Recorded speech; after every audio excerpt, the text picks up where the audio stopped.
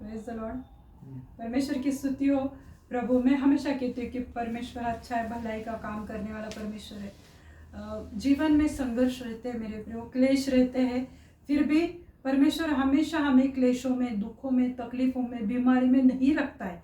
वो एक न एक दिन हमको उस परिस्थिति से निकालता है और वो हमें अपनी खुशियों से भर देता है उसके समय में, और उसके नियुक्त वक्त में वो हमारी सहायता करता है। अगर हम सच्चे मन से उसके पास आते, सच्चे मन से हम उसके आराधक बनते, तो वो हमारी सहायता करता है। Praise Lord. मैं विश्वास करती हूँ कि परमेश्वर ने आपको पूरा सप्ताह संभाल के रखा होगा और परमेश्वर ने आपको आशीषित किया होगा।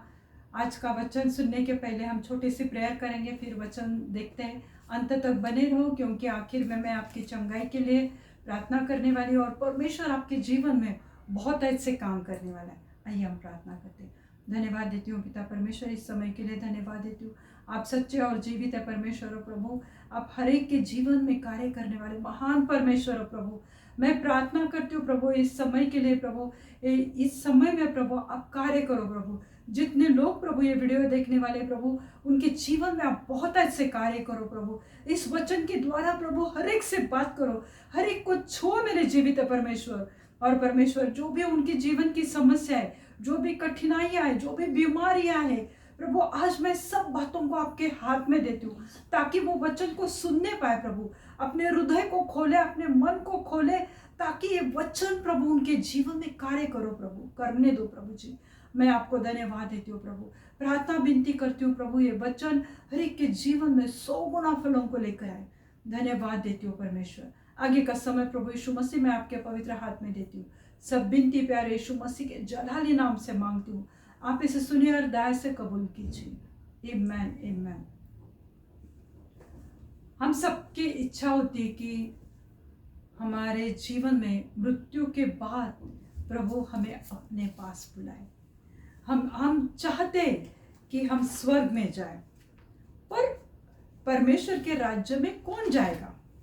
हमें ये सोचना चाहिए। हमें लगता है कि हम कुछ छोटे मोटे परमेश्वर के काम करते हैं तो हम परमेश्वर के राज्य में जाएंगे। हमारा विश्वास भी इतना कम है मेरे प्रियो। परमेश्वर का वचन तो कहता है कि अगर तू सरसों के दाना, वो जो किचन में सबसे छोटा दाना है सरसों का दाना, अगर उतना भी विश्वास रखेगा तो परमेश्वर तुम्हारे जीवन में बहुत अच्छे काम करेगा। पर हमारे जीवन में आज अगर काम नहीं हो रहा है तो इसका क्या मतलब है कि हमारा विश्वास उस सरसों के दाने जितना भी नहीं है। इसलिए आज हमारे जीवन में प्रॉब्लम है, कठिनाइयां हैं, क्योंकि हमने उतना विश्वास नहीं किया है परमेश्वर पे। तो इसलिए परमेश्वर के राज्य में कौन जाएगा? तो आज हम एक वचन देखते हैं मेरे प्रियो, मत्ती की किताब उसका 5वां अध्याय और 3री आयत में हम देखते हैं। मत्ती की किताब उसका 5वां अध्याय और 3री आयत। आज हम इसके 3 ही आयत लेंगे और इस वचन को मैं 2 भागों में देने वाली हूँ। उसके 2 पार्ट्स होने वाले, 2 पार्ट्स करने वाली हूँ, क्योंकि ये वचन बहुत उसमें गहराई है। कभी कभी हम बहुत वचनों को हल्के में लेते, परंतु इस वचन से मुझे परमेश्वर ने जो चलाया, तो मैं आप सबके सामने ये वचन लाने की कोशिश कर रही हूँ, समझाने की कोशिश करती हूँ एकदम सिंपल तरीके से, ताकि हम सब समझ पाए। हालेलुया। तो मत्ती की किताब उसका 5वां अध्याय और 3री आयत में लिखा हुआ है, धन्य है वे जो मन में दीन है, क्योंकि स्वर्ग का राज्य उन्हीं का है। मैंने पहले बोला कि परमेश्वर के राज्य में कौन जाएगा? वही जाएगा जो मन के दीन है, क्योंकि स्वर्ग का राज्य उन्हीं का है। जो मन में दीन है, अभी हर एक लैंग्वेजेस में अलग अलग लिखा हुआ, मतलब उसका इंटरप्रिटेशन है। कहीं पे लिखा है कि जो गरीब है, जो नम्र है, तो वो स्वर्ग का राज्य उन्हीं का है। और जब की बात आती है कि जो भी मन में दीन है, यानी जो भी गरीब है, तो वह स्वर्ग में जाएगा। अगर हम किसी को कहते हैं अरे हाँ धन्य है तू, गरीब है तू, स्वर्ग चला जाएगा, तो उसको बुरा भी लग सकता है कि अरे मेरी हालत, मेरी परिस्थिति, और तुम कहते हो धन्य है।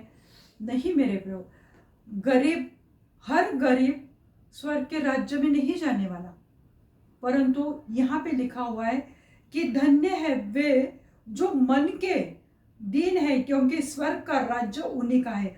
आत्मा में गरीब या दीन, मन का यानी आत्मा सोल में जो दीन है, गरीब है, वही परमेश्वर के राज्य में जाएगा।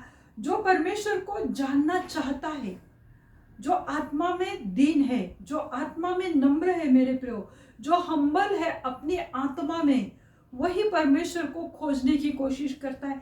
ये नहीं है कि बीमारी आई तो मैं परमेश्वर के पास आती हूँ, या मेरे जीवन में क्लेश आए, मेरे जीवन में कठिनाइयाँ आया तो ही मैं परमेश्वर को जानने की कोशिश करता हूँ। तो वो क्या होता है कि बस अपने हमारे ऊपर अगर कोई समस्या आई तो ही हम परमेश्वर का नाम लेते हैं, तो वो मन में दीन नहीं हो सकता है। वो सेल्फिश इंसान होता है कि बस अपनी ज़रूरतों को पूरे करने के लिए हम परमेश्वर के पास आते हैं, तो उसे दीन नहीं कहा जाता है। वो अपनी ना तो आत्मा में दीन है, ना वो बाहरी स्वरूप में दीन है। तो दीन कौन है? जो नम्र कौन है? जो परमेश्वर को जानने की कोशिश करता है और जो पाप नहीं करता है, क्योंकि जो पाप करता है तो वो इंसान पाप की वजह से गरीब हो जाता है आत्मा में। मैं फाइनेंशियली नहीं बोल रही हूँ, पर बहुत बार इस वचन का इंटरप्रिटेशन या इस वचन को हमेशा इसी तरीके से दिखाया जाता है कि जो गरीब है वो धन्य है, क्योंकि वो परमेश्वर के राज्य में जाएगा। लोग हमेशा इस वचन को इसी रीति से लेते। जब भी लोग पढ़ते हैं या कोई प्रीच करते हैं, हर एक को परमेश्वर अलग अलग चलाता है, तो पर बहुत बार इसी रीति से ये वचन को सिखाया जाता है कि जो फाइनेंशियली गरीब है, जो जिनके हालात, जिनकी परिस्थिति अगर गरीब है, तो यानी आर्थिक स्थिति के बारे में ही इस वचन के ऊपर बोला जाता है मेरे प्रियो। पर दीन मन वाले हमेशा परमेश्वर के अनुग्रह पर निर्भर होते। जो सच में, जो आत्मा में दीन है, जो मन में दीन है, तो वो परमेश्वर पे निर्भर होते, वो परमेश्वर पे डिपेंड रहते हैं कि अगर जो भी समस्या है हमारे जीवन की, तो उसे हल करने के लिए जो भी परमेश्वर पे चलता है, वो अपने मन के नहीं करता है, वो अपने सोच समझ का सहारा नहीं लेता है, अपनी ज्ञान बुद्धि का सहारा नहीं लेता है, पर वो इंसान जो परमेश्वर पर निर्भर रहता है, तो परमेश्वर उसको कहता है कि वो मन में दीन है, क्योंकि वो अपने अक्ल बुद्धि ज्ञान से नहीं चलता, अपने शरीर से नहीं चलता, परंतु वो परमेश्वर पे निर्भर होता है। वो परमेश्वर का इंतजार करता है, वो प्रार्थना में मन लगाता है, तो उसे कहा जाता है कि वो जो मन में दीन है मेरे प्रभु, आत्मा में जो दीन है, जो परमेश्वर को ढूंढता है, जो परमेश्वर के बारे में सोचता है, तो वह आत्मा में, उसे कहा जाता है कि वह आत्मा में दीन है। तो मेरे प्रियो, आत्म धन्य किसे कहा जाता है? किसे कहा जाता है कि धन्य है वो इंसान? अभी यहाँ पे लिखा हुआ है ना कि धन्य है जो मन में दीन है। तो धन्य कौन है मेरे प्रियो? किसे धन्य कहा जाता है?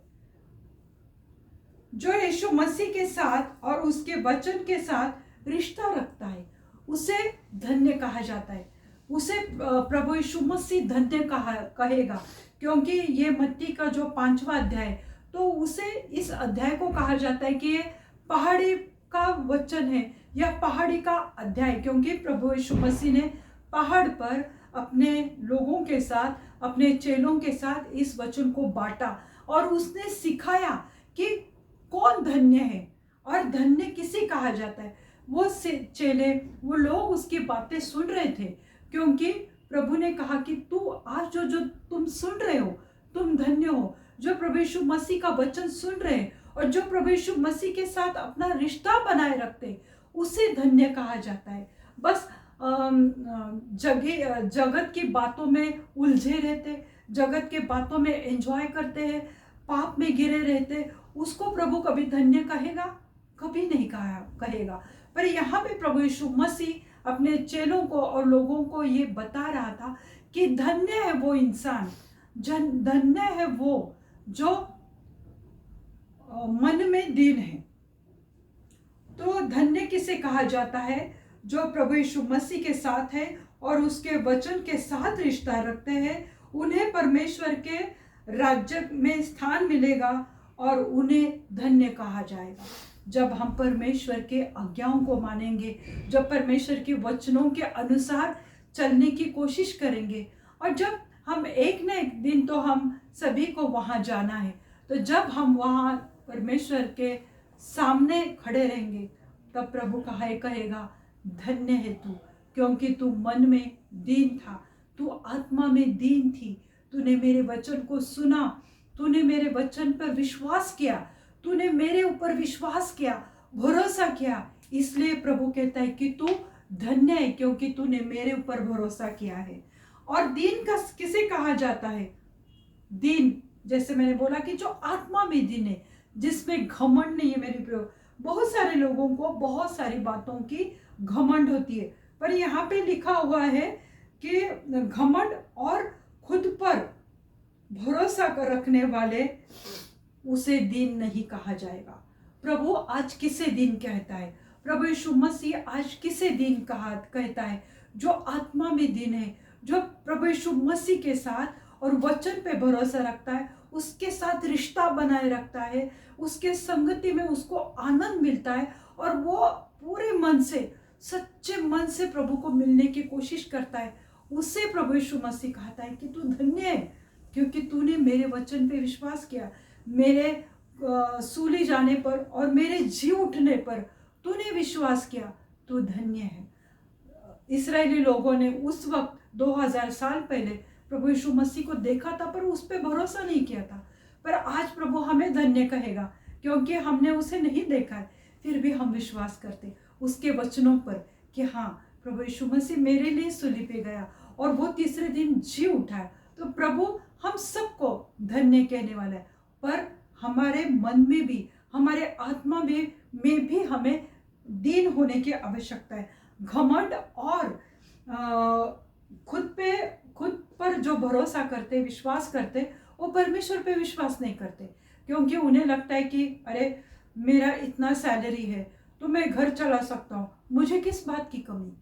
पर पता नहीं हमारे साथ कब क्या हो सकता है, और हमारा जॉब, हमारी ज़िंदगी तहस नहस हो सकती है एक दिन, बोल नहीं सकते। अभी हाल ही में मेरे पास एक सिस्टर आई थी, और वो बातों बातों में ऐसे कह गई कि मुझे बहुत घमंड था मेरे बच्चों पर, मेरे जॉब पर, मेरे फाइनेंशियल पोजीशन पर, मुझे बहुत ज़्यादा घमंड था, मैं बहुत ऊंचा उड़ रही थी कि मुझे किसी बात की घटी नहीं है। पर उसने मुझे कबूल किया, कन्फेस किया कि प्रभु ने मुझे उस ऊंचाई से उठाकर नीचे गिरा है, मुझे ऐसे प्रभु ने लताड़ा है, इस रीति से प्रभु ने मेरे जीवन में मेरी घमंड की वजह से ये हुआ। वो सिस्टर ने खुद अपने मुंह से कहा, ये मेरा घमंड था कि मेरे बच्चों की इतनी सैलरी है और मुझे कभी कुछ नहीं प्रॉब्लम आ सकती। वो आज कहती कि मेरा बैंक बैलेंस भी ख़त्म हुआ है। मतलब उसने ये कबूल किया कि मुझसे गलती हुई, मैंने घमंड किया अपने पैसे पे, अपने ओहदे पे, अपने पोस्ट पे मैंने घमंड किया। और आज वो कहती है कि मेरा बैंक बैलेंस भी ख़त्म हुआ है और मेरे पास अभी पैसे की फ़िलहाल कुछ प्रॉब्लम है, पर वो जॉब करती, वो रिकवर कर सकती, उसमें कोई इश्यू नहीं है। पर कबूल करना कि हाँ प्रभु, ये मैंने किया, मैंने तेरे खिलाफ घमंड किया, मैंने मेरे ऊपर ज़्यादा भरोसा रखा, तो परमेश्वर वो सिस्टर को 100% दुगने रीति से आशीषित करेगा। तो ये मेरे प्रियो हमारे साथ हो सकता है, क्योंकि हमें किसी चीज़ पर घमंड रहता है। कभी कभी हमें लगता है कि अरे मेरा बेटा है तो मुझे किस बात का गम, मेरी बेटी है तो मुझे कोई परेशानी है, मेरा पति अच्छा कमाता है, सब मेरे जीवन में। पर नहीं मेरे प्रियो, तो जब ये ऐसी परिस्थिति आती तो हम परमेश्वर को भूल जाते और हमें सब कुछ जल्दी जल्दी चाहिए। हमें ऐसा नहीं लगता कि मुझे इंतज़ार करना है, मुझे परमेश्वर का इंतज़ार करना है। हमें पता है कि प्रभु अपने समय पर हमें देता है, हमें ये पता है, फिर भी हम में पेशेंस नहीं रहते, धीरज नहीं रहता है। और हमें लगता है कि तुरंत हमें सब कुछ मिलना चाहिए। हम सरसों के दाने जितना भी हमारा विश्वास नहीं है मेरे प्रियो। इसलिए हमें हमारे मन में, आत्मा में दीन होने की आवश्यकता है। हमें प्रभु पर सच्ची रीति से प्रेम करना है मेरे प्रियो, और परमेश्वर हमारे जीवन में बहुत ऐसे काम करेगा। आत्मिक रीति से हम परिपूर्ण नहीं है, यह हमें याद रखना है कि स्पिरिचुअली वी आर वीक। हम आत्मिक रीति से कमजोर है, हम इतने फुल भरे हुए नहीं है, इंसान है, हम में खामियां हैं, हम कुछ ना कुछ गलतियां करते। तो हमें इस बात को याद रखना है कि हम आत्मिक रीति से परिपूर्ण नहीं। हमारे खुद के प्रयास से हम स्वर्ग नहीं जा सकते कि नहीं मैं बहुत बड़ा बिशप हूँ, रेवरेंट हूँ, पास्टर हूँ, तो मैं 100% परमेश्वर के राज्य में जाऊँगा। यानी हमने अपने ऊपर भरोसा रखा, यानी हमने खुद पे ज़्यादा भरोसा रखा, और हमें लगता है कि हमारे खुद के प्रयास, यानी हमारे खुद के शक्ति से, हमारे खुद करने से हम स्वर्ग जा सकते। नहीं मेरे प्रियो, ये सब बढ़ाई की बातें हैं, ये सब घमंड की बातें कि नहीं मैंने इतने लोगों को वचन सुनाया है तो मैं परमेश्वर के राज्य में जाऊंगा, मैं परमेश्वर के साथ अनंत काल का जीवन बिताऊंगा। पर हम आत्मा में दीन नहीं, हम परमेश्वर के साथ सामने भी नम्र नहीं है, दीन नहीं है। फिर भले हम कितना भी गॉस्पल करें, हम कितना भी लोगों को सुसमाचार सुनाएंगे, पर हमारा जीवन परमेश्वर के साथ अच्छा नहीं है। बाहर के दिखावे में हम बहुत बार फंस जाते हैं मेरे प्रियो, और वो सब लोग स्वर्ग में 100% जाएंगे ऐसा नहीं है। तो हम हमारे खुद के कामों की वजह से या खुद के प्रयास से हम स्वर्ग नहीं जा सकते। पवित्रता का जीवन, परमेश्वर का सामर्थ्य और यीशु मसीह का अनुग्रह, इसकी हमें आवश्यकता है। तो ये मत कहो कि मैं मेरे खुद के एबिलिटी पर, प्रयास पर मैं स्वर्ग में जाऊंगा, या ये मत सोचो कि मैं आत्मिक रीति से, पूरी रीति से मैं पवित्र हूँ। नहीं मेरे प्रभु, क्योंकि हम कमजोर है, आत्मिक रीति से परिपूर्ण नहीं है। इसलिए मेरे प्रभु, पवित्रता का जीवन, परमेश्वर का सामर्थ्य और यीशु मसीह का अनुग्रह, इसकी हमें आवश्यकता है। और ये सब कौन पाने की कोशिश करता है मेरे प्रभु? जो आत्मा में दीन है। हालेलुया। जो अपने आत्मा में दीन है वही पवित्रता का जीवन जीने की कोशिश करता है, वही परमेश्वर का सामर्थ्य उसके जीवन में, उसके बीमारी में, उसके कमजोरी में, उसके गरीबी में, उसके कर्जों में परमेश्वर का अनुग्रह उसको चाहिए। क्यों? क्योंकि वो आत्मा में दीन है। बाहर से दिखा के नहीं, हेलो प्रेज द लॉर्ड, कैसे हो, हालेलुया, ये सब बाहर ही दिखावा है, ये ढकोसला है मेरे ब्रो। ये परमेश्वर नहीं, उनको परमेश्वर नम्र नहीं कहता। कि हमें लगता है हालेलुया, ऐसा कहने से हम बहुत धर्मी हो गए, पवित्र हो गए। नहीं, ये बाहरी दिखावट, ये बाहरी झूठापन, ये दिखावा प्रभु नहीं चाहता है। इसलिए प्रभु कहता है कि जो आत्मा में दीन है उसको धन्य कहता है, और वो स्वर्ग का राज्य उन्हीं के लिए है। भले तुम गरीब हो, तुम्हारे पास अच्छे कपड़े नहीं है, तुम्हारा जीवन कष्टों से भरा हुआ है, फिर भी तुम आत्मा में दीन हो, तुम परमेश्वर के यीशु मसीह के साथ तुम दीन रीति से आते हो, उसके सम्मुख तुम घुटने पर आते हो और प्रार्थना करते हो, उससे प्रभु दीन कहता है। जैसे लाजरस की कहानी है मेरे प्रभु, कि लाजर फोड़ों से भरा हुआ था और उसके साथ कुछ भी अच्छा नहीं हो रहा था। कुत्ते आकर उसके फोड़ों को चाटते थे, और उसी वक्त जो धनवान इंसान था कि वो हंसी खुशी जीवन जीता था, अच्छे वस्त्र पहनता था और अच्छा खाना, भारी भारी खाना उसके मेज पर रहता था, पर मरने के बाद वो तो नरक चला गया। और लाजर जो आत्मा में दीन था मेरे ब्रो, लोग बाहरी दिखावट पे जाते हैं कि कितना हम्बल है, कितना वाइट गाउन पहना हुआ वो पास्टर है, उसके दिखावे पर लोग जाते। पर लाजरस जो आत्मा में दीन था, वो आत्मा में प्रभु यीशु मसीह को ढूंढने की कोशिश करता था, वो परमेश्वर से सच्ची मोहब्बत करता था मेरे प्रियो। फिर वो कितना फोड़न से भरा हुआ है, या कितने उससे गंदी स्मेल आ रही है, वो परमेश्वर के लिए मायने नहीं रखता है। हम वो सोचते हैं बातें कि ये ऐसा है, वो वैसा है, और हम उनको सुसमाचार नहीं सुनाते मेरे लोग। परंतु परमेश्वर देखता है कि कौन आत्मा में दीन है, कौन आत्मा में नम्र है, और परमेश्वर उन्हीं को स्वर्ग का राज्य देने वाला है। इसलिए यीशु मसीह कहता है, धन्य है जो मन में दीन है, जो आत्मा में दीन है। जो शरीर की अभिलाषा या लालसा पर चलता है वे मन में दीन नहीं हो सकते। शरीर की अभिलाषा यानी शराब पीना, व्यभिचार करना, गंदी बातें करना, गंदे जोक्स पे ठट्टे लगाकर हंसना, ये सब गंदी बातें परमेश्वर की नजर में। ये सब करके पवित्रता का जीवन तुम नहीं जीते हो, और फिर तुम्हें लगता है कि हम आत्मा में दीन है, मन में दीन है।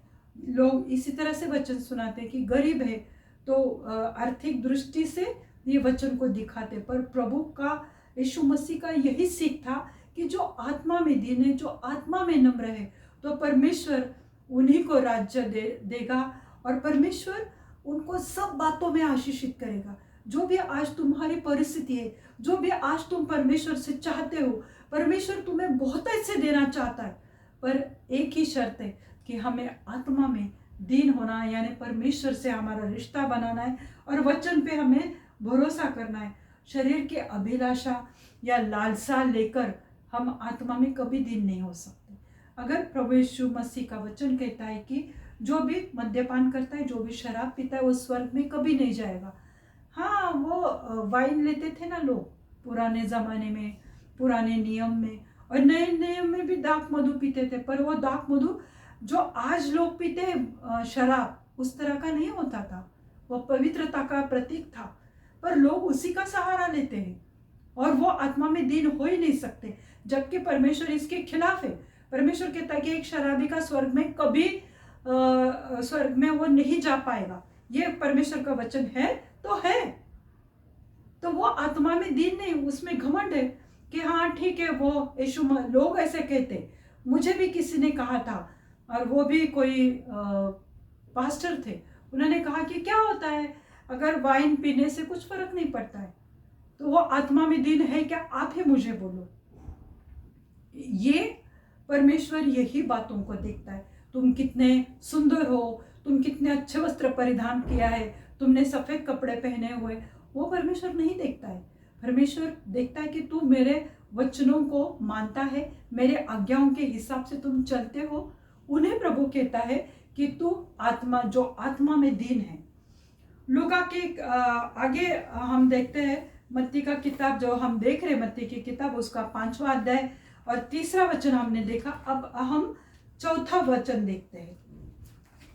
धन्य है वो जो शोक करते हैं, क्योंकि वे शांति पाएंगे। धन्य है वे जो शोक करते हैं, क्योंकि वो शांति पाएंगे। इंग्लिश में क्या लिखा हुआ है? Blessed are those who mourn, for they shall be comforted. Blessed are those who mourn, for they shall be comforted. For they shall be comforted. यानी परमेश्वर उन्हें कंफर्ट करेगा जो शोक करते, जो दुखी है, प्रभु उनको शांति देगा। अभी शोक का मतलब क्या है? हम सोचते हैं कि हम दुखी है, बेसहारा है, अकेले है, हमने किसी अपने प्रियजन को खोया है, तो वो शोक करते हैं, वो मन में दुखी रहते हैं। प्रभु उनको कंफर्ट करता है, प्रभु उनको शांति देता है, प्रभु उनको सांत्वना देता है। पर ये वचन का अर्थ अलग है, इसका मीनिंग अलग है। प्रभु कहते हैं धन्य है वे जो शोक करते, क्योंकि वे शांति पाएंगे। अपने लिए शोक करना, अपने परिस्थिति के लिए दुख मनाना, अपने प्रॉब्लम्स के लिए रोना धोना, सब करते हैं लोग। पर प्रभु यीशु मसीह ये यहाँ पर नहीं कह रहा है। तो प्रभु यीशु मसीह क्या कहना चाहता है कि दुनिया की बातों के लिए शोक करने वाले नहीं, तो खुदगर्ज, उन्हें खुदगर्ज भी होते, या खुद की ज़रूरतों के लिए भी लोग दुखी होते। अभी किन हालातों में लोग दुखी होते हैं?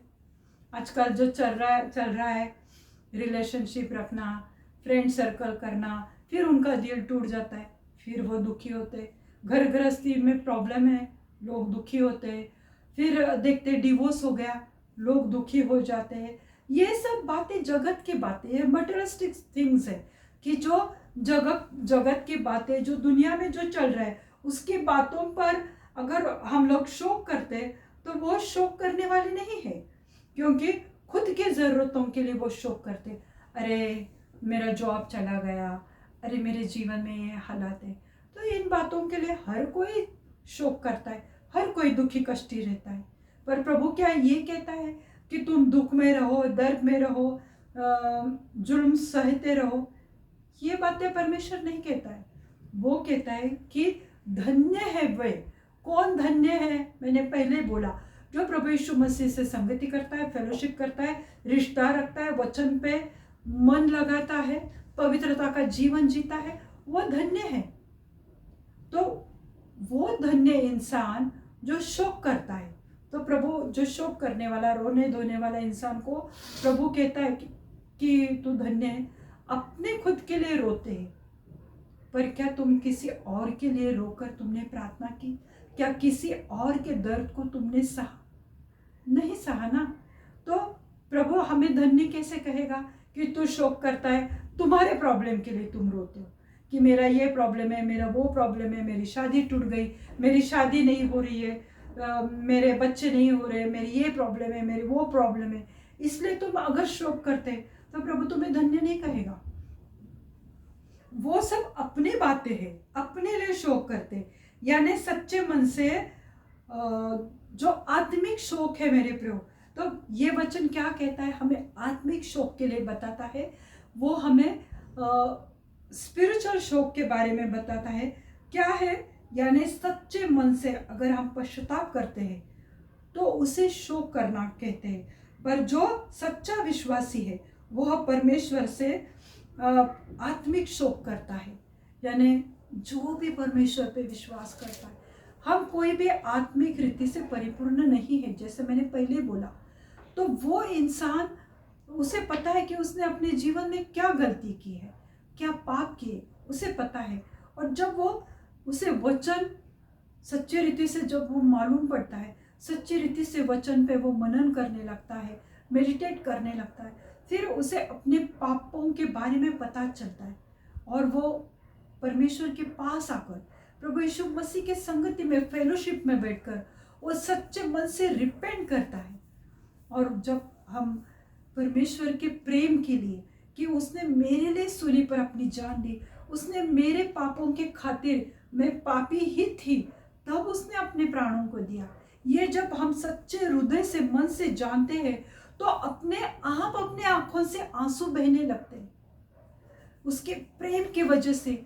उसका उसने जो हमारे लिए प्रेम किया, वो जब हम याद करते तो मेरे प्रियो हमारे आंखों से आंसू बहने लगते और हम रो रो कर परमेश्वर को धन्यवाद देते हैं, हमारे प्रॉब्लम्स के लिए नहीं, पर उसके प्रेम की वजह से। उसे कहते हैं आत्मिक रीति से शोक करना। हम सच्चे मन से पश्चाताप करते कि हाँ प्रभु, मैंने तेरे ही विरुद्ध पाप किया है। ये जब हम सच्चे मन से उसके सम्मुख बैठकर हम शोक करते मेरे प्रियो, उसे कहा जाता है कि आत्मिक शोक। और प्रभु उनको कहता है कि मैं तुम्हें शांति दूंगा, क्योंकि तुमने अपनी गलतियों को माना, क्योंकि तुमने अपने पापों के लिए पश्चाताप किया, तूने मेरे प्रेम को जान लिया कि मैंने तुझसे कितना प्रेम किया। और तू आज उस बात के लिए रो रही है, आज तू इस बात के लिए रो रहा है कि तूने मेरे प्रेम को पहचाना, तूने मेरे सच्चे प्रेम को जाना और तूने पश्चाताप किया। मेरे बेटे, मेरे बेटी, मैं आज तुम्हें माफ कर देता हूँ। उसने एक्चुअली हमारे पापों की कीमत तो अदा की है सूली पर वो हमें जानना चाहिए कि ये उसका प्रेम है। और तब हम सच्चे मन से उसके साथ फेलोशिप में, संगति में बैठकर पश्चाताप करते, हृदय से, मन से, और वो जब हमारे आंखों से आंसू बहते तो वो होता है सच्चा पश्चाताप, सच्चा रिपेंटेंस।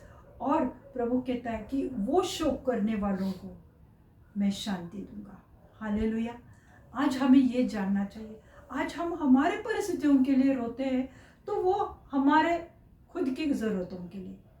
ठीक है, हम प्रभु के पास आते हैं, प्रार्थना करते हैं, प्रभु हमारी प्रार्थनाओं को सुनता है, पर ये वचन हमारे लिए अलग बातें कहता है। तो इसके लिए मैं एक वचन पढ़ाना चाहती हूँ मेरे प्रियो। लूका का किताब उसकी 19वीं आयत और 41वां वचन, लूक 19 वर्स 41।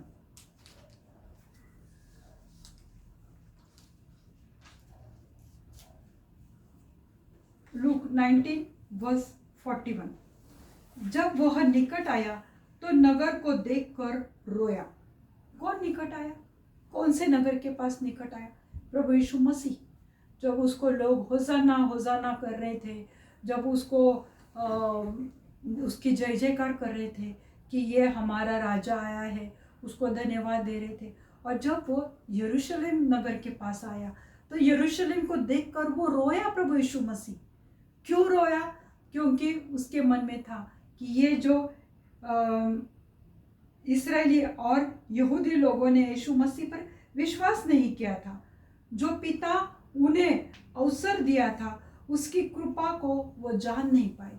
पिता ने उन्हें अवसर दिया था, पिता ने अपना इकलौता पुत्र यीशु मसीह को इस पृथ्वी पर भेजा था, पर ये जो यहूदी थे, ये जो इस्राएली थे, जो फरीसी थी, शास्त्री लोग थे, तो वो प्रभु यीशु मसीह पर उन्होंने विश्वास नहीं किया था।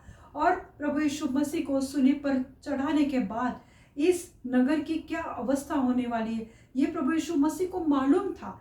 इसलिए प्रभु यीशु मसीह उस नगरी को, यरूशलेम को देखकर वो अपने मन में रोया कि अरे मेरे पिता ने तुमको अवसर दिया है, मेरे पिता ने तुमको समय दिया है कि पश्चाताप करो, मन फिराओ और परमेश्वर के वचन पे मन लगाओ, पर लोगों ने ऐसा नहीं किया था। और इसी बात के लिए प्रभु यीशु मसीह अपने लिए नहीं रोया, अरे मुझे सूली पर जाना है, अभी मेरे हाथ में कीले डालने वाले, मेरे सर पे कांटों का ताज पहनाने वाले, मेरी दुर्दशा करने वाले, मुझे थप्पड़ मारने वाले, मेरे ऊपर गंदे इल्जाम लगाने वाले, अब मैं क्या करूं पिता। और इसलिए वो नहीं रोया था मेरे को, पर यरूशलेम को देखकर वो रोया। इसे कहते शोक करना। और इस्राएली और यहूदी लोगों ने यीशु मसीह पर विश्वास नहीं किया, और उनके अविश्वास के कारण, उनके खमीर के कारण, जो खमीर इंसान को, रोटी को फूला देता है, उस रीति से जो हमारे मन में कड़वाहट, नफरत थी, उसकी वजह से लोगों ने परमेश्वर पर भरोसा नहीं किया, क्योंकि घमंड, आत्मा में दीन नहीं थे। और वो देखकर प्रभु यीशु मसीह रोया। आज लोग कहते कि रोना नहीं, रोना मतलब तुम विश्वास नहीं करते, पर प्रभु यीशु मसीह खुद रोया। वचन कहता है, मैं मेरे मन से कुछ नहीं बोलती हूँ, वचन कहता है, क्योंकि यीशु मसीह अपने खुद के प्रॉब्लम के लिए, खुदगर्ज इच्छाओं के लिए वो नहीं रोया। वो रोया लोगों के लिए, उसके अपने लोगों के लिए। वो प्रजा, इस्राएल लोगों को उसने अपनी प्रजा माना था। प्रभु ने पूरे जगत में सिर्फ इस्राएल लोगों को चुना था, और वो उनका परमेश्वर बना था, और इसलिए प्रभु यीशु मसीह रोया था। और एक वचन देखेंगे, प्रेरितों के काम उसका 20वां अध्याय और 19वीं आयत हम देखेंगे। प्रेरितोंचे कृत्य 20:19, एक्ट्स 20 वर्स 19।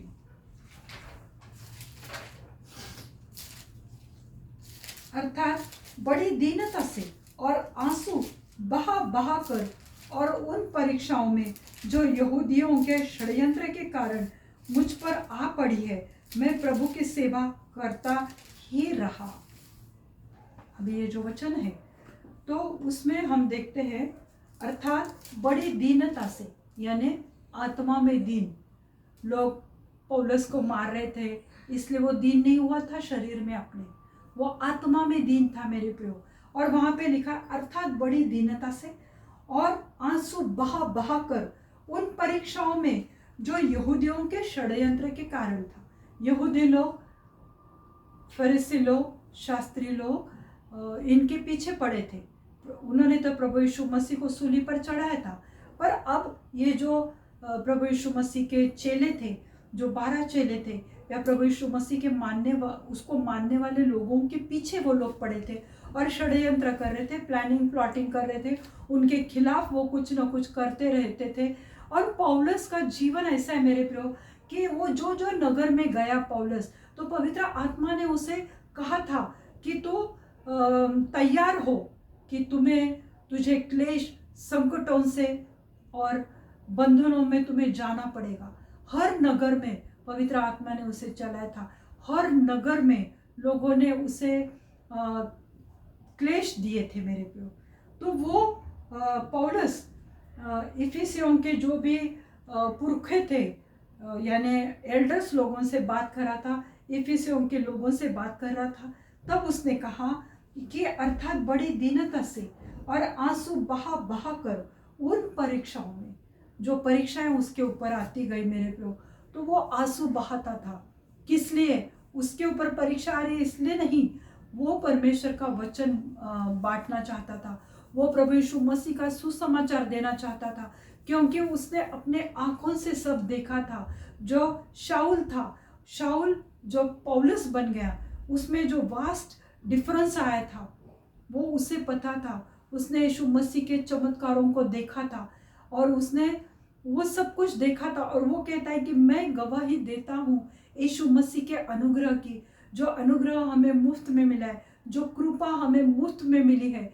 तो वो कहता है कि मैं प्रभु यीशु मसीह के हर एक बातों का मैं गवाह हूँ, पौलुस कहता है। और जब लोग परमेश्वर प्रभु यीशु मसीह पर विश्वास नहीं करते, उनके अविश्वास के कारण कि प्रभु यीशु मसीह ने इतना कुछ किया, फिर भी इस्राएली लोग, यहूदी लोग उस पर विश्वास नहीं कर रहे थे, इसलिए वो रो रो कर सुसमाचार देता था कि लोग विश्वास नहीं कर रहे प्रभु यीशु मसीह की गवाही पर, उसके प्रभु यीशु मसीह के टेस्टिमनी पर लोग विश्वास नहीं कर रहे थे, उसके वचनों पर। इसलिए पौलुस रोया। हर नगर में उसे तकलीफ मिली, लोगों ने मारा पीटा, जेल में डाला, हम सबको पता है, पर उसके लिए वो नहीं रोया था। वो रोया था कि लोग उस प्रभु यीशु मसीह पर विश्वास नहीं करते। पौलुस घर घर जाकर प्रभु यीशु मसीह की गवाही को बांटता था। यहूदी और यूनानियों के सामने गवाही देता रहा कि मन फिराओ। जो यहूदी और यूनानी लोग थे, तो वो प्रभु यीशु मसीह को नहीं मानते थे। वो घर घर जाकर प्रभु यीशु मसीह का सुसमाचार देता था, उसकी गवाही को वो बांटता था। पौलुस कहता है कि मैं 3 साल रात दिन आंसू बहा बहा कर सुसमाचार देता रहा। 3 साल मेरे प्रियो, दिन रात वो रोता था, आंसू बहाकर उसने सुसमाचार दिया है कि ये मैंने देखा है, प्रभु यीशु ही मसीहा है। ये लोगों को चीख चीख कर वो बताता था, रो रो कर, आंसू बहा बहा कर उसने ये लोगों को दिखाया। उसे कहते मेरे प्रियो शोक करना, जो यीशु मसीह के लिए पौलुस ने किया था। और उसे प्रभु कहता है कि धन्य है वो जो शोक करते हैं, क्योंकि वो उन्हें शांति दी जाएगी। हालेलुया। आज पौलुस कहाँ है? प्रभु यीशु मसीह के संगति में स्वर्ग में बैठा हुआ है। हालेलुया। ये उसका रिवॉर्ड है कि 3 साल रात और दिन रो रो कर उसने प्रभु यीशु मसीह की गवाही को बांटा, सुसमाचार उसने दिया। और वो कहता मैं कभी थका नहीं, मैं कभी हारा नहीं, मैंने हार मानकर मैंने कभी सुसमाचार देना छोड़ा नहीं। अगर मैं मर भी जाता हूँ, पर वो कहता है कि मेरी मृत्यु कौन सी बड़ी बात है। प्रभु यीशु मसीह ने जो किया है उसके सामने मेरी मौत कुछ भी नहीं है। हालेलुया। इस रीति से पौलुस ने प्रभु यीशु मसीह पर प्रेम किया मेरे प्रियो। इस रीति से उसने शोक मनाया। आज हम कहाँ हैं? हम सिर्फ हमारे बातों के लिए शोक मनाते हैं, हमारे फ्लैशली डिजायर्स के लिए, हमारे खुद के ज़रूरतों के लिए रोते रहते हैं हम लोग। क्या हमने इस रीति से प्रभु यीशु मसीह से प्रेम किया है? जो आत्मिक वृत्ति से रोते हैं मेरे प्रियो, वे शांति पाएंगे। और जो आत्मिक रीति से खो गए, पापों की दुष्टता और प्रभु यीशु मसीह के खिलाफ किए गए गलत प्रभु यीशु मसीह के खिलाफ गलत प्रचार किया गया था पुराने नियम में या 2000 साल पहले, जैसे कि यहूदी लोगों ने ये गलत अफवाहें उठाई थी कि प्रभु यीशु मसीह तीसरे दिन जीवित नहीं हुआ, तो चेलों ने आकर उसके शव को, उसकी बॉडी को उससे कब्र से हटाया था, चुराया था। ये उन्होंने गलत अफवाहें उठाई थी। वो लोगों ने गलत बातों का यहूदी लोगों ने, इस्राएली लोगों ने प्रचार किया था। इसलिए पौलुस रो रो कर प्रभु यीशु मसीह की गवाही देता था। तो उसे गलत दिखाया जाना या प्रभु का स्वीकार न करने की वजह से होने वाले दुष्परिणाम, इन सब बातों के लिए पौलुस शोक करता था।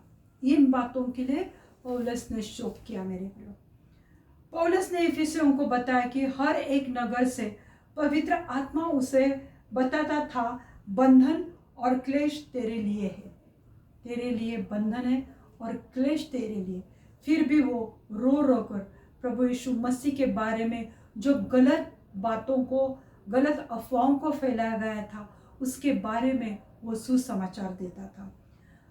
मत्ती की किताब जो 5वां अध्याय हम देख रहे हैं, उसका आखिरी वचन हम देखते हैं, मत्ती 5:5। धन्य है वे जो नम्र है, क्योंकि वे पृथ्वी के अधिकारी होंगे।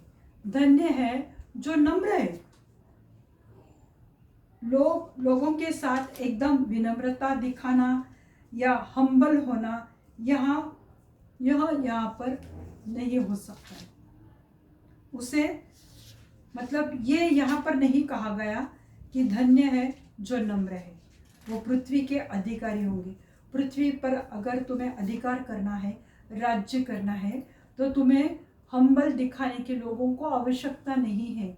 और ये नम्रता यहाँ पे नहीं दिखाई गई है। जो नम्र और आज्ञाकारी है, वचन पर, प्रभु यीशु मसीह पर विश्वास करते, वे नम्र है। लोगों को दिखाने वाले नहीं। क्या कभी कभी लोग बहुत नम्रता से बात करते, एकदम ऐसे झुककर अपने सीने पर हाथ रखकर कहेंगे हालेलुया, सलाम प्रभु यीशु मसीह के नाम में, पर वो नम्र, सच्चे नम्र नहीं है। अगर कोई सच्चा नम्र है तो उसे उनके घर पे जाकर देखो, फिर पता चलता है कि वो कितने नम्र है। तो लोगों के साथ एकदम विनम्रता दिखाना, हम्बल होना, यह यहाँ पर नहीं कहा गया कि धन्य है वे जो नम्र है। इस रीति से यहाँ पर वो नम्रता नहीं दिखाई गई। जिंदगी की सुरक्षा और क्लेशों में खुद पर नहीं, पर जीवित यीशु मसीह पर विश्वास जो रखते हैं, उस पर भरोसा करते हैं, वे अपने आप को उसके हाथ में देते हैं कि प्रभु मेरे जीवन की ये समस्या है, प्रभु मेरे जीवन में ये बीमारी है, प्रभु इन सब बातों में प्रभु मैं अपने आप को दीन और नम्र करके मेरी परेशानी, मेरी बीमारी, मेरे घर की स्थिति, मेरा डिवोर्स, मेरी शादी, मैं सब प्रभु तेरे हाथ में सौंपता हूँ। क्यों ये हम कहते हैं? क्योंकि हमने विश्वास किया प्रभु यीशु मसीह पर, हम आज्ञाकारी रहे, जो प्रभु कहता है वो हम करते रहे। इसलिए प्रभु उन्हें कहता है कि धन्य है जो नम्र है, क्योंकि वे पृथ्वी के अधिकारी होंगे। तो तुम्हें लोगों के सामने किसी बात के लिए चिंतित होना नहीं पड़ेगा, क्योंकि तुमने परमेश्वर पर विश्वास किया है और प्रभु तुम्हारे हर बातों को, हर प्रार्थनाओं को, हर जरूरतों को वो पूरा करेगा। तो तुम्हारे जीवन की जो भी सुरक्षा तुम्हें चाहिए, क्लेशों में खुद पर नहीं, पर उस पर भरोसा करो मेरे प्रियो। जो आक्रामक या क्रोध से अपने ही मार्ग से चलते हैं, उन्हें नम्र नहीं कहा गया। वो नम्र लोग नहीं है, क्योंकि वो जिनमें क्रोध है, गुस्सा है, जो अग्रेसिव लोग रहते हैं कि कुछ प्रॉब्लम आए तो गाली गलौज, झगड़ा, झूठ बोलना, ये सब बातों परमेश्वर ने नहीं बोली है। और फिर बाहर तुम एकदम नम्रता से पेश आते हो, उन्हें नम्र नहीं कहा गया है, क्योंकि उन्हें गुस्सा है, क्रोध है और अपने ही मार्ग से वो चलते हैं। उन्हें नहीं, पर जो नम्र लोग हैं, लोगों को ही परमेश्वर की आशीषें मिलती हैं। कि जो सच में नम्र है, जिनमें गुस्सा कम है, उन्हें परमेश्वर ने आशीषित किया है और वे ही उसके साथ हमेशा के लिए रहेंगे। भजन संहिता 37 और 11वां अध्याय, स्तोत्र 37 11, Psalm 37 verse 11।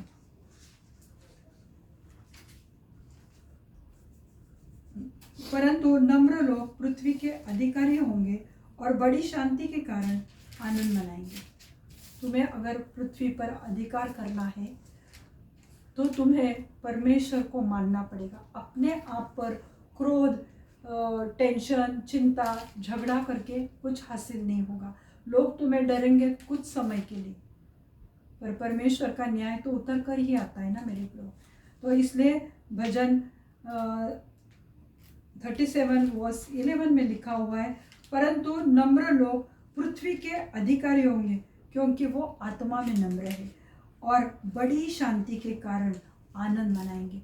वो लोग आनंद मनाएंगे क्योंकि उनमें अंदर से आत्मा में नम्रता है और प्रभु उन्हें अपनी शांति और आनंद से भरेगा। हालेलुया।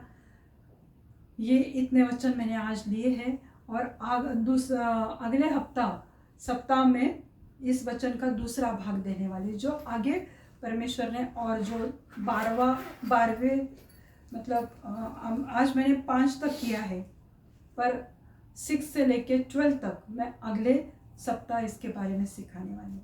मैं विश्वास करती हूँ कि हम इन वचनों को अपने लिए लागू करते, हमें अपने लिए लागू करना चाहिए, पर आत्मिक रीति से।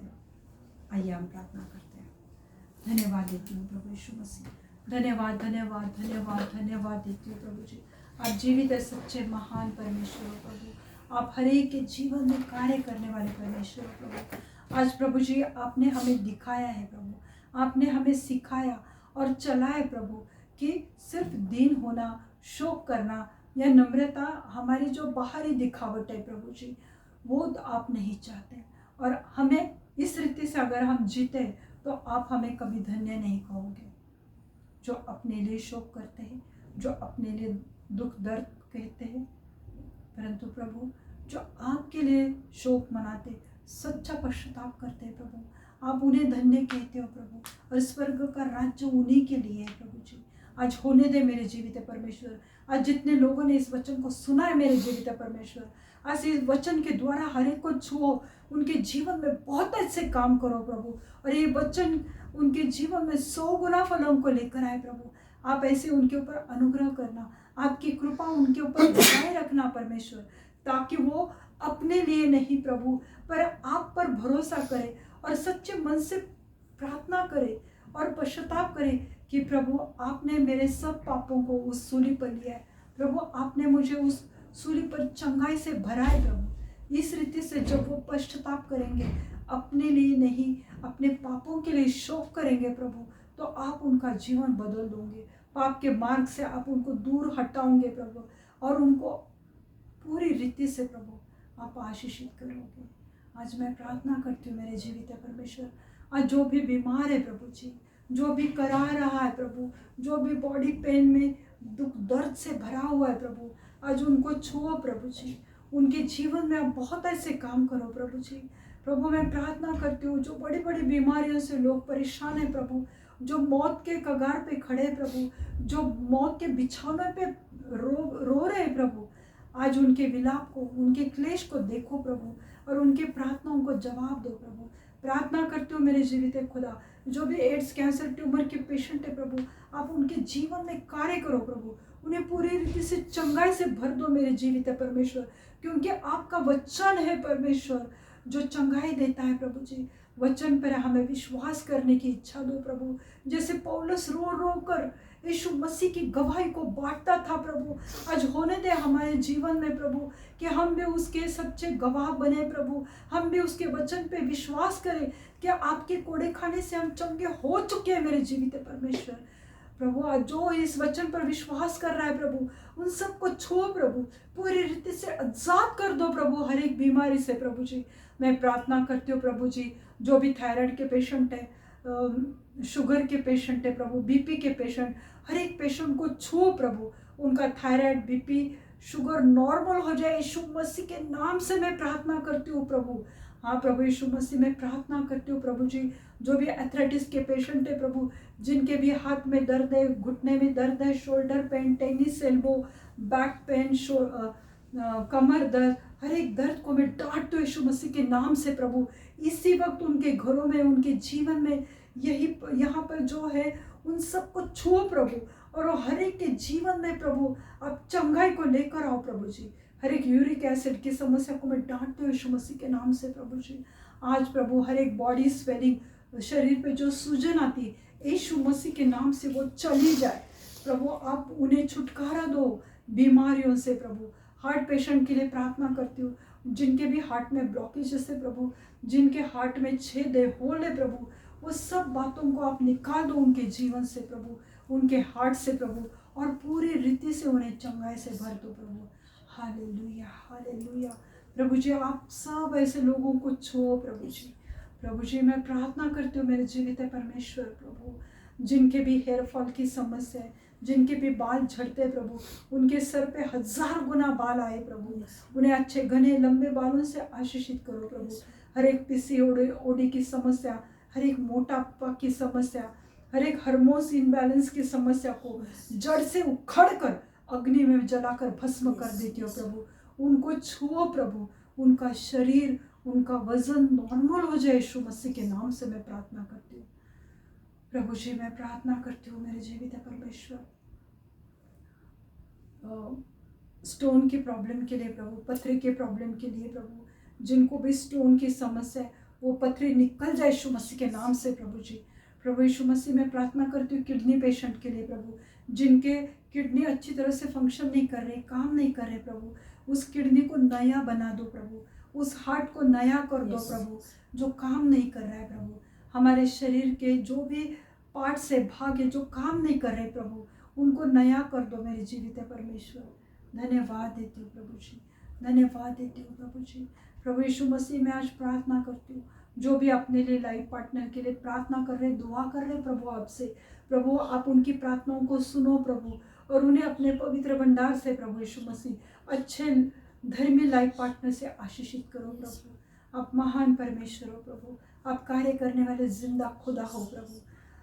प्रभु मैं प्रार्थना करती हूँ जिनको जो भी बच्चा चाहते हैं प्रभु जी, उनको अच्छे हेल्दी तंदुरुस्त बच्चे से आशीषित करो प्रभु। धन्यवाद धन्यवाद देती हूँ प्रभु जी। प्रार्थना करती हूँ प्रभु जिनको भी समस्या है प्रभु कर्जों की प्रभु, जो भी गरीबी में पड़े हैं प्रभु जी, उन सब के जीवन में बहुत अच्छे कार्य करो प्रभु, उन्हें फाइनेंशियली ब्लेस करो प्रभु जी। वो कर्जों की दुरात्मा, वो गरीबी की श्राप को मैं डांटती हूँ, तोड़ देती हूँ यीशु मसीह के नाम से। उनके जीवन से, उनके फाइनेंस से वो चले जाए वो श्राप, और उन्हें आज़ाद कर दो प्रभु। धन्यवाद धन्यवाद धन्यवाद देती हूँ प्रभु। मैं विश्वास करती हूँ मेरे जीवित परमेश्वर कि आपने उन प्रार्थनाओं को सुना है और इनके जवाब भी दिए प्रभु। मैं आपको महिमा देती हूँ। आगे का समय प्रभु यीशु मसीह मैं आपके पवित्र हाथ में देती हूँ। सब बेनती प्यारे यीशु मसीह के जलाली नाम से मांगती हूँ, आप इसे सुने और दया से कबूल कीजिए। हालेलुया। पिता का प्रेम, पुत्र का अनुग्रह और पवित्र आत्मा की शांति आप सबके जीवन में अभी से लेके अंत तक बनी रही। प्रभु अपना मुख का प्रकाश आप पे चमकाए। प्रभु अपनी शांति आपके जीवन में, आपके घर में, आपके बिजनेस में, आपके जॉब में, आपके विवाह में, आपके बीमारी में, प्रभु आपकी अपनी शांति, चंगाई और आशीष लेकर आए।